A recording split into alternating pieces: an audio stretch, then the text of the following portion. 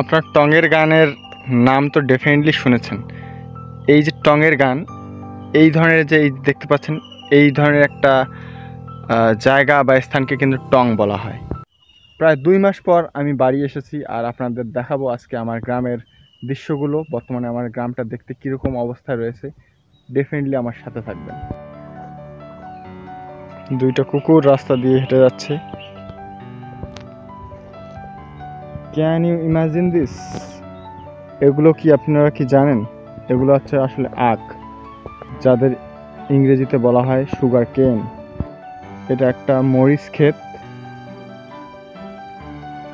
আর এখান থেকেই মরিচ উৎপাদন করা হয়। গ্রামের রাস্তায় এখন প্রচণ্ড ধুলায় জগৎ ভরপুর হয়ে গেছে। আপনারা জানেন কি এই গাছটার নাম কি?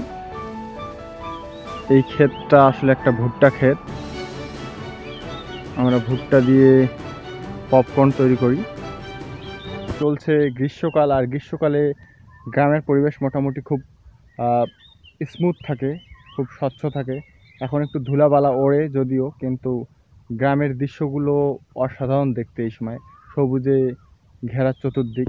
তো আপনাদেরকে দেখাচ্ছি আমার গ্রামের দৃশ্য। এটা একটা হচ্ছে লাউয়ের মাচা, আর নিচে ওইদিকে দেখতে পাচ্ছেন একটা বড় লাউ ঝুলছে। Guys, can you imagine this? কত বড় লাউ! এই লাউটা আসলে বীজ তৈরি করার জন্য এখানে রাখা হয়েছে।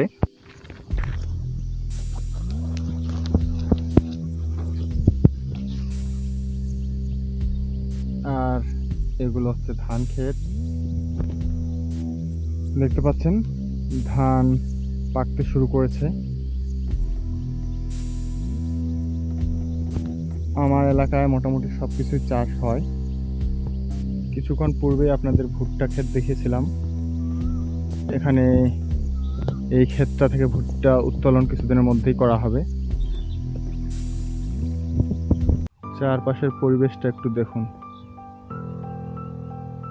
অনেকটাই সবুজে ঘেরা। এই কলা বাগানটাকে দেখুন। আপনারা জানেন কি কলাকে বলা হয় সম্পূরক খাদ্য? এটা মোটামুটি অনেক লম্বা এবং মোটা হয়েছে।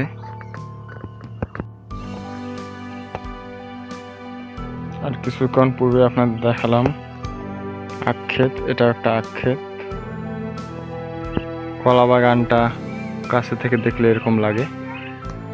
কলা বাগানে কিন্তু প্রচণ্ড যত্ন করতে হয়, স্প্রে করতে হয়, ভাইরাস আসতে পারে না হলে। এই ঘাসগুলোকে দেখুন, এই ঘাসগুলোকে আমরা দুর্বা ঘাস নামে ডাকি। কোথাও কেটে গেলে ছোটোখাটো আমরা এগুলো ইউজ করি, সেখানে লাগিয়ে দিলে রক্ত বন্ধ হয়ে যায়। দেখতে পাচ্ছেন আমার গ্রামের দৃশ্য। খুব সুন্দর একটা বিউটিফুল গ্রাম আমার।